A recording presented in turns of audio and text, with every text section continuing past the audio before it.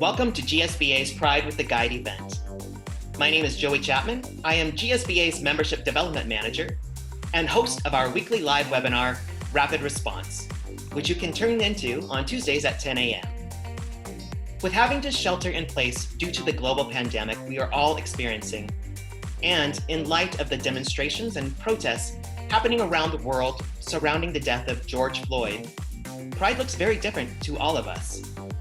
We've had to come up with creative alternatives to how we work, the way we do business, and also the way we connect and keep in touch with each other, our colleagues, customers, members, and even our own families. We have brought together several community leaders that are here to share with you their thoughts about Pride, what it means to them, and the organizations they work with. Before jumping into those, we have GSBA's President and CEO with us, who would like to share with you a few words. Welcome to Pride with the Guide. This year, Pride is certainly very different. There's always a little struggle with Pride. Is it about celebration? Is it about activism? I've always felt it's both. It is a time to look back at our history and reflect. We have to remember the LGBTQ community, our big civil rights movement, did start with going into the streets with rioting at the Stonewall Inn in New York 51 years ago. We are grateful to those, especially our trans community of color and our women of color, that came into the streets to start the struggle more visibly for LGBTQ rights. So here we are 51 years later. We are all dealing with the horrendous violence that has occurred against our Black and Brown community, most recently the murder of George Floyd. As we come together and try to figure out the ways that we can address systemic racism, we all recognize we have to deal with this at the root. It isn't just the police department, the Justice Department, the Education Department, and healthcare. Every one of our systems is rooted in a way that part of our human race is just simply not included. So today, as we approach Pride, I hope we will all look at what we need to do to work on ourselves, our organizations, our families. How can we be good allies and work with Black and Brown-led organizations to address the huge systemic problems that exist everywhere in our country?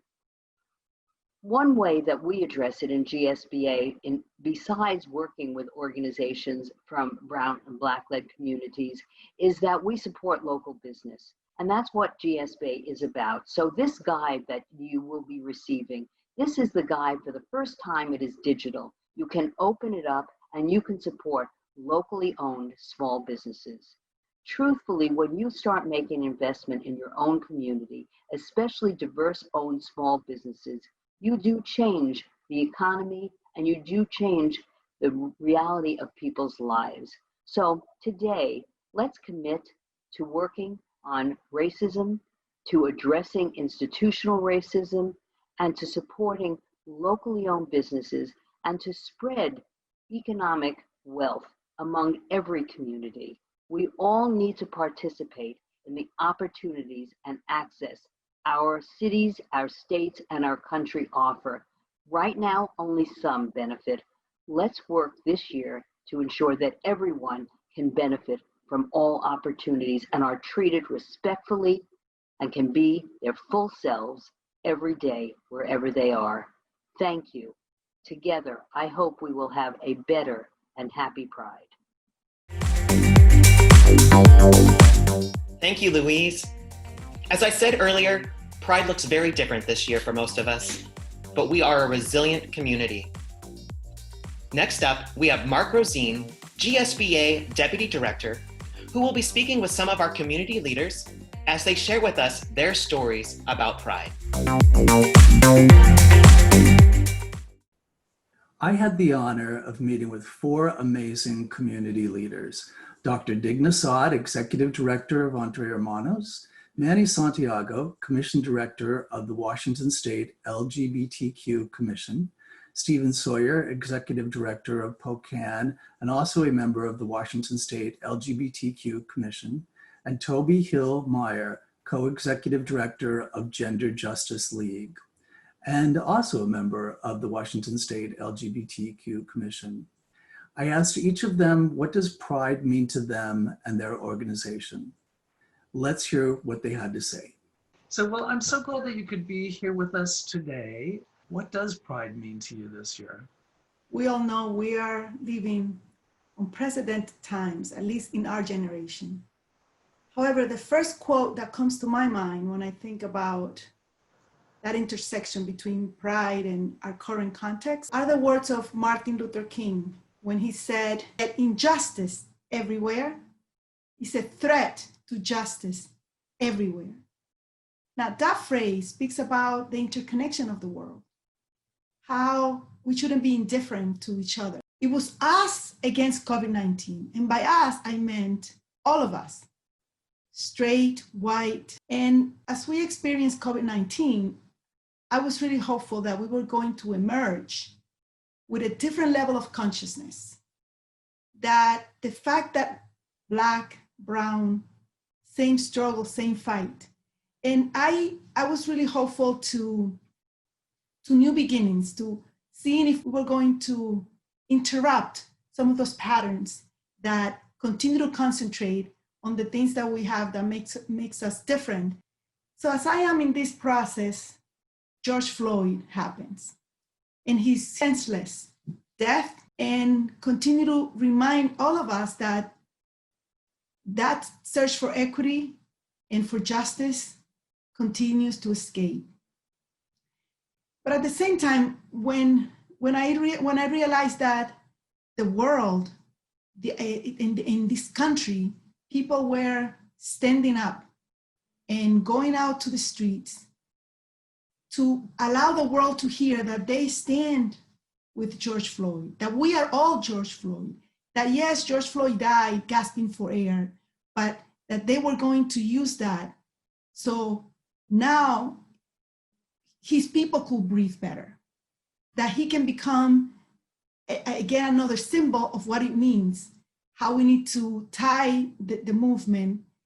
And for me right now, Pride is actually amplified. Why is it amplified? Because Pride has always been and would always be about community. Pride is the stance of determination against discrimination and violence toward a particular group, the LGBTQ folks. But Pride is about all of us. We are all Pride. We are all George Floyd because we're all interconnected, because we're all part of a community. So Pride right now for me is the opposite of blame, the opposite of social stigma, the opposite of being treated as less than. Pride is about self-determination, dignity. Pride is about all of us coming together as one community, demanding to make sure that every single segment of their individuals are treated with decency, with respect, and are able to become meaningful participants in our economy and in our worlds. So are there any concrete steps that you think you would recommend that our LGBTQ community takes this year to observe Pride, to make what you're talking about really real with actions? I think this year should be a lot about reflection, because we are going to celebrate, but it's going to be in a different scale. And if we go in deeper into ourselves, I think it will be interesting for us to identify ways in which we can connect our movement and our pain with the majority. Dr. Saad, it has been such a pleasure to hear from you today. Your words are powerful, they inform our community, they give me hope, and I think the rest of us hope for what can become when we all put our hearts and minds together. Thank you so much for being here. No, thank you for the opportunity to be here. And also thank you for the warm welcome. I already feel so connected with other sister organizations that are doing similar work. I'm here with Manny Santiago, Washington State's LGBTQ Commission Executive Director. Manny, what do you think Pride means to you now? It means a lot of things, but certainly with the challenge of COVID-19, it means finding alternative ways to connect with the community, alternative ways to celebrate, and with the movements for bold action on racial equality and anti-racism work and that sort of things. I think that it also means collaboration, cooperation, support, and solidarity among the communities that have been marginalized historically. I think that it's important to recognize that our communities fight together to be freed together and to gain access to equality and access to the things that empower us as a community together. So it means all of that at once. And it also means celebrating the achievements that we have gained so far, and a reminder of how far we have yet to go. I think that the LGBTQ community in particular has to have several important conversations. Conversations about the history of the movement. We certainly know, Stonewall and the rebellion, but what happened before that, the history of our people. Second, I think that we need to engage in serious conversations about racial inequalities. As a Latino man, I'm quite aware of those conversations, and it's something difficult. It's something that we have to take at different levels. I've been tokenized many times, being what I call a unicorn, Latino, Protestant, from a religious background, of Arab descent, and gay. So I think that it's important to engage in those conversations. I've been wanting to have those conversations. I think that we need to address anti-Blackness within the LGBTQ community. I think that we need to address issues of anti-trans language and attitudes. I think that the moment is now to engage in those conversations seriously and with the intention of building bridges and building support for each other, and to move forward as a community that recognizes individuality and harness all that individuality to fight together. We are a resilient community. We know what it means to be oppressed. We know what it means to fight for our rights and keep pushing. I wouldn't be in the position that I am today. The commission wouldn't exist if it were for grassroots organizations, for leaders in our community pushing, in this case, the government to attend our needs. So let's keep doing that, and let's keep engaging in conversation, and remember, let's keep remembering that we are a resilient community, and we can overcome all these challenges because we have been there before. For me, Pride has always been about celebrating our accomplishments and our achievements, and creating a space where we can unapologetically be ourselves, and a way of uniting us and equipping us and the community, right, to fight the isms and the phobias that we see in the world, whether it's sexism, racism, ageism, homophobia, transphobia, or just anti-Blackness. That's kind of what it's been to me. And I say racism and anti-Blackness because they're not necessarily the same thing. I think oftentimes when we think about racism, we think about systematic racism and this big thing, right, that's been kind of woven into our country and in our community, that's in our policies, it's in our governmental systems. But when we think about anti-Blackness, we don't often think about the fact of the erasure of Blackness and what that means, not seeing color oftentimes. And I don't think it's as distinct or as pointed as racism is, but that notion of not seeing color oftentimes has the same effect as racism. And so when I think about those things, that's what I think about, you know, and as a Black man and a same gender loving man or queer, I also think about, for me, you know, Black pride and how I, as a Black person, show up in pride spaces, whether they are ones that have been created specific for me or not. Particularly when I think about Black pride, I think about the transformative protest against anti-Blackness and celebrating our culture and our uniqueness and our diversity in ways that have been, you know, distinctly designed for us and in ways that give us voice, but also gives us a place to be ourselves and to show up in real ways.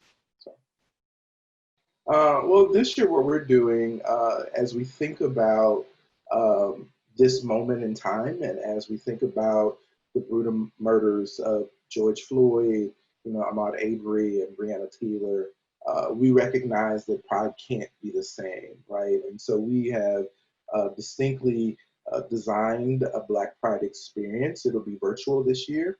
That'll be an event slash a march.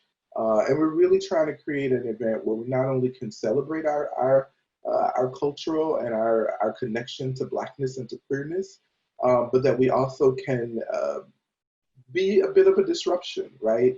I think that's where we are now. We're trying to disrupt systems that have for so long oppressed Black and brown folk and LGBT folk. And so we want to be a part of that resistance. And so we're folding that into all of our programming as we try to do something virtually this year in August or September. You know, one of the things that I definitely think is important to remember as we think about pride and as we think about the movement that's happening now is remembering that pride was born out of an uprising, a protest and a riot. That pride too is about fighting systematic police brutality. And it started that way, right? It was started by this fierce Black trans woman, Marsha P. Johnson, who against all odds, right, stood up. And from many people's viewpoints, she was the one that was accredited with throwing the first brick of rebellion, right, that kind of launched the movement. And I think if we think about pride as we move into this season, holding true to those principles, that it's an uprising, that it is a riot, join those movements and those places that are doing that. And remember that those principles and precepts aren't just ours as LGBT folk, but that, you know, Black and brown communities in the civil rights movement, you know, they marched in the 1950s and 60s, and that we gained some really knowledgeable, transformative ways of doing business and making things equitable for people by, you know, pooling our resources, coming together and uniting ourselves for community, and then to begin to tackle, right, civil rights laws and legislation that makes America more equitable for all of us. What do you think pride means for you and for your organization, Gender Justice League, and especially for our trans community this year? When I think about what pride means and what pride means to Gender Justice League and what pride means at Trans Pride, we've always been really clear about the origins of pride, and that pride itself is a celebration of resistance to police violence. And so in the context of everything happening right now, that has to be central. That, like, it is no longer appropriate, if it ever was, to have a big party where you pretend people aren't suffering or ignore the pain that we're in.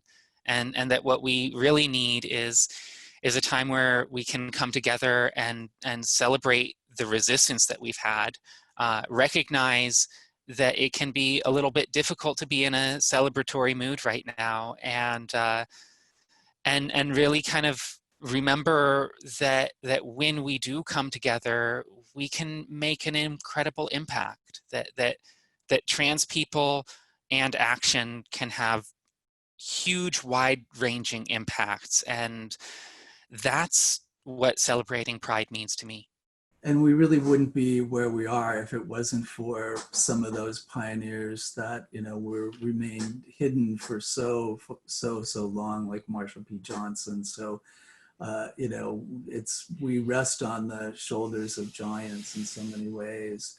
So what is going on with Trans Pride this year? How can people get involved? What is your call to action? What should we do to support our trans community? Well, earlier this year, when we were realizing it just would not be possible to have an in-person Pride event, we thought a lot about what are the most important parts about our Trans Pride Seattle event, and kind of broke it down to, we have our stage event. That's the easiest thing to translate to an online platform.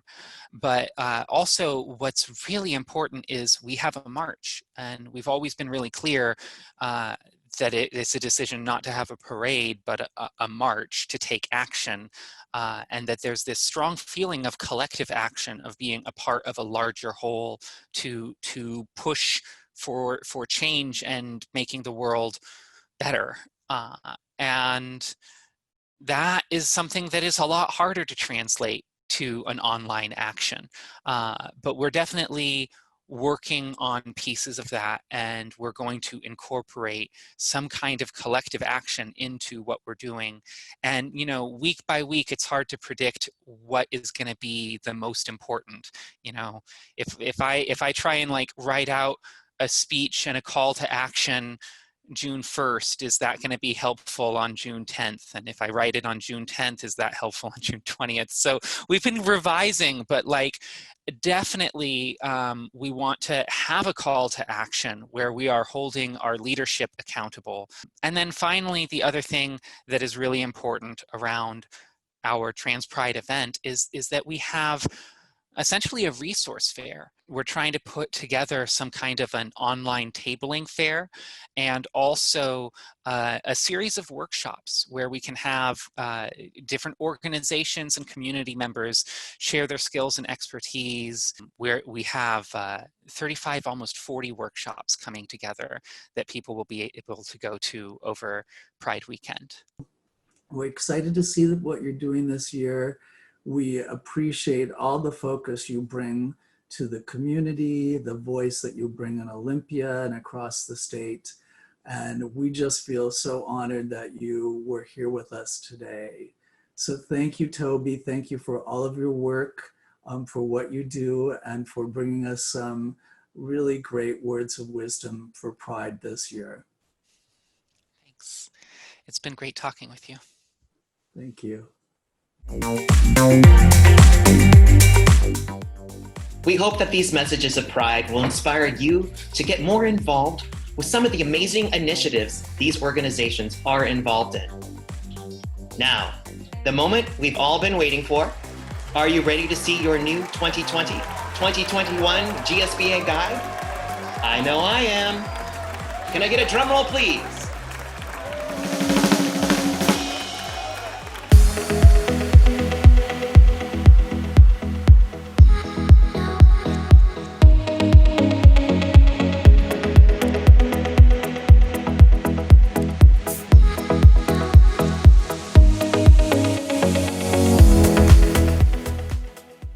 For 39 years, GSBA has been publishing a guide and directory. Immediately identifiable for its iconic shape, the guide has been the go-to resource when looking for businesses that are part of and who support our community.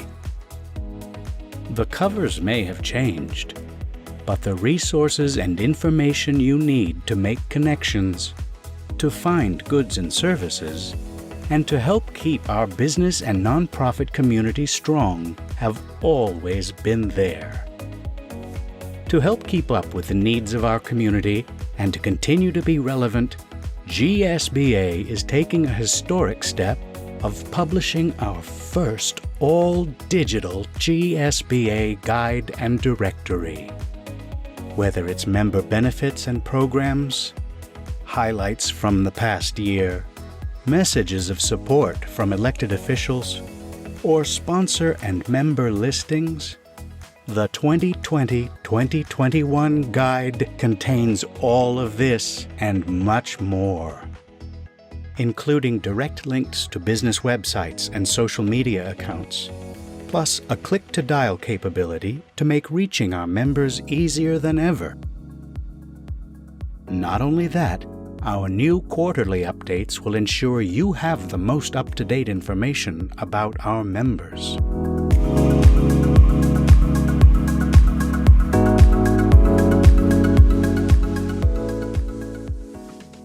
Let's see how it works. Let's say you're looking for a professional photographer. Simply flip the pages on your computer, tablet, or smartphone to photographers, and pick from any of the listings and click on the business name to find out more. Let's meet Meryl.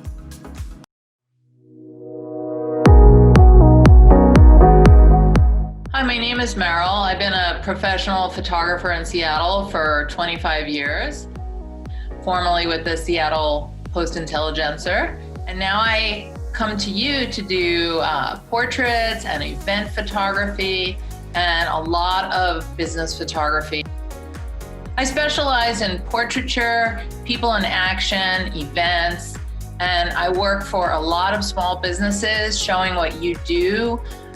Contact me and we'll talk about how I can help you look your best.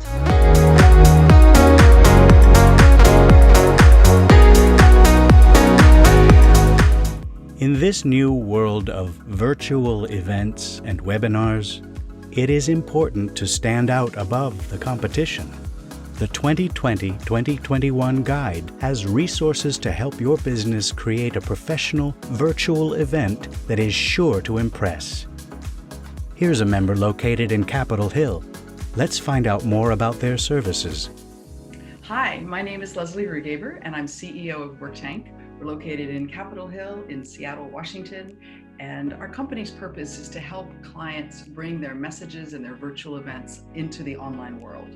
So folks who've got live events or auctions or meetings who traditionally do those in person and no longer can, they come to us to help them make that transition. So we will produce the meeting, make it stream, and make it secure and safe online. So if you've got an event that you need help with, or you just want to talk through the details, please feel free to reach out to WorkTank.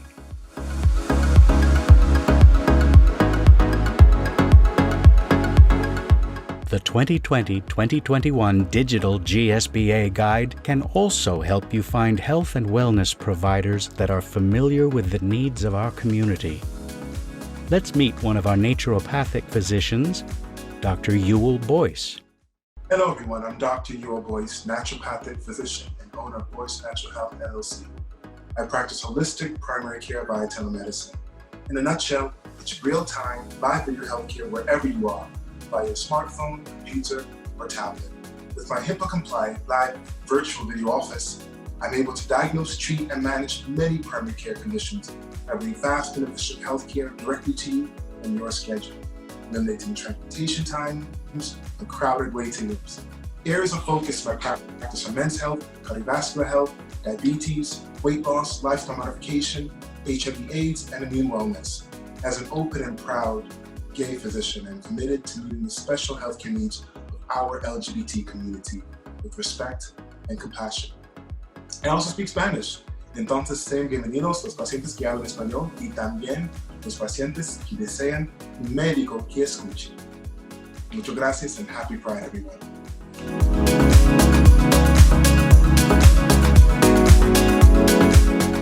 These are just 3 of our member listings out of more than 1,400 members.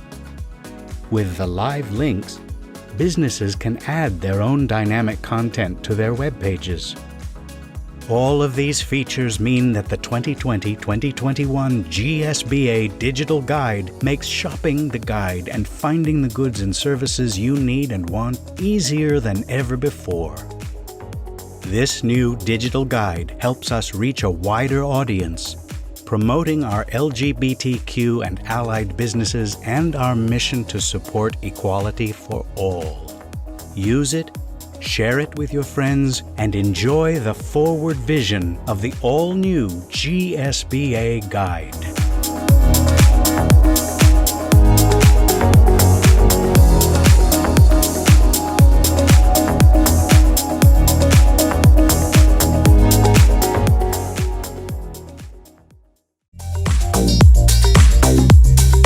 We are very excited about the new digital guide and hope you will utilize this resource to continue supporting your local community.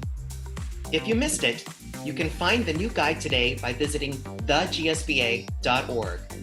So share on your social media and bookmark the page.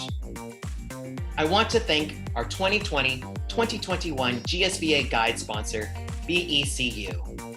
A lot of the work that we do is possible thanks to the generosity of companies like BECU.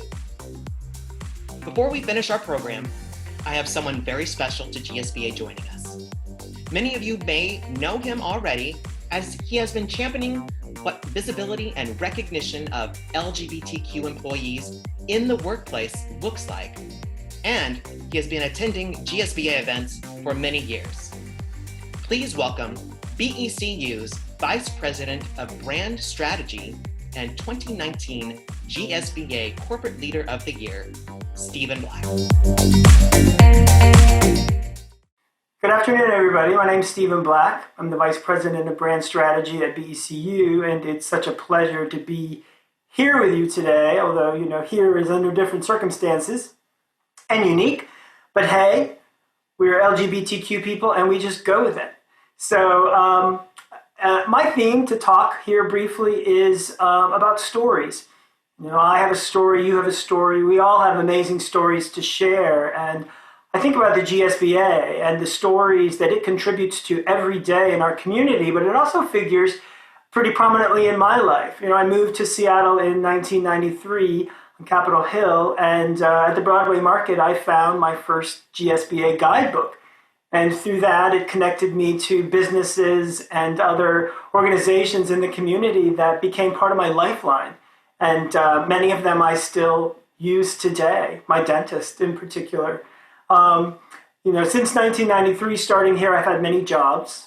And in 2006, I joined the staff at BECU in my current role. And my responsibility was to lead the introduction of our brand into the marketplace, to let people know that BECU was a credit union now available to them. And since that time, we've grown to be the largest and leading credit union in this market. And our purpose really is to improve the financial well-being of our members and their communities. And our members have such rich stories to share as well. I've been very fortunate in my role to be able to bring BECU into the family of the LGBTQ community. We were among the very first organizations of our size to march in the Pride Parade and support community organizations. And, I like to say, and it's true, we did that before it was the popular thing to do. And we received some backlash for it, but we received so much praise. And now, we show up in prides all over the state. We're in Tukwila, we're in Burien, we're in Tacoma, and soon in so many other places. So it's a privilege to do what I do. And I think about my journey, and it's been a long journey, and at times it's really been a struggle. I've been scared, I've been lonely, I've been challenged. But in finding our community here, that's led me to be a very fulfilled, engaged, and, really connected person. And I think about pride, and pride is really what connects us, right? It's connection to the fact that I know we all are better and stronger together. And that's a cliche maybe that we hear during these times, but it's very true. And while my story is unique to me, you have a story, and we all have a story. And pride is about bringing our stories together and celebrating what makes us unique and what makes us a community. I think about pride in 2012. It was a big year. We were fighting here for our right to marriage equality, and it was important. And so many people showed up, and the feeling that day was electric. And the fact that as we marched toward November, And that actually became the law in our state, and our citizens stood with us to do that. That's amazing. And the next year I was able to marry my partner. We've been together 20 years. He knows my stories pretty well. But here we are now. It's Pride 2020. And we're not able to celebrate in the streets, but we are able to hold on to what is so precious to us and understand, again, the strength in our community. And we also have a duty this year to really stand up with our Black brothers and sisters and join in their fight for unity and for racial equality in this nation. Pride started as a riot, and there are riots and needs to demonstrate and raise our voices today. I'm not advocating, of course, for, mayhem, but you have to step up to be heard, and it's really important. And, I think about, again, community, and that brings me back to the GSBA. They're an organization that works for me, they work for you, and they've changed the lives of so many young people in our community, and they continue to do that every day. And I can't say enough about the people that work there, whether it be Louise, who is just, an amazing force to be reckoned with, and we're so lucky that she lives here, and Mark, and Amy, and all the other individuals that make up that organization. And, they're really one of a kind. There's nothing like the GSBA in the nation and probably in the world. And so that's, again, why I say I'm so proud for BECU to be able to share this guide, this first ever digital guide with you, because you have to be connected to these individuals who can help forward your story and continue this quest that we have towards pride, towards racial equality, and towards a connection. And so, I just want to finish that up, as I've said before, starting today, what pride means to me. And, pride really is my story. It's your story, and it's our story. So let's do what we can to pass it on, okay?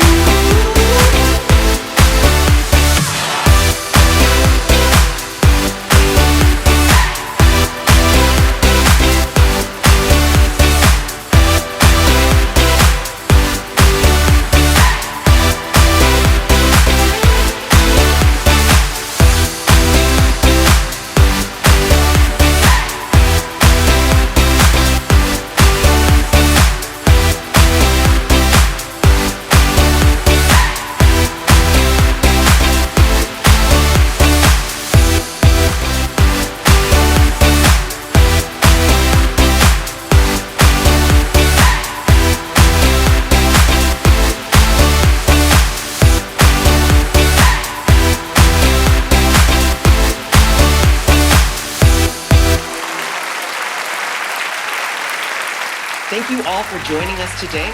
We hope you utilize the new GSBA digital guide. And from all of us at GSBA, happy Pride.